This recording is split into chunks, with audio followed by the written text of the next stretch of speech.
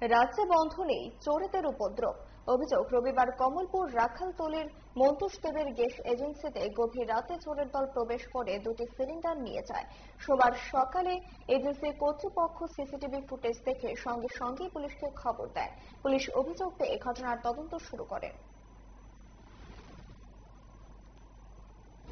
গোডাউনের gate 2 তে গিয়ে সেটা দেখতে পাই যে এই আমরা যে সিলিন্ডার ভর্তি গাড়ি, এই ভর্তি গাড়ির সিলিন্ডারের ডালাপাট্টা খোলা, প্লাস দেখতে পাই যে দুইটা সিলিন্ডার, এখানে আমরা তো সিলিন্ডার স্টেক ওয়াইজ মিল থাকে, এখানে মধ্যে দুইটা সিলিন্ডার মিসিং।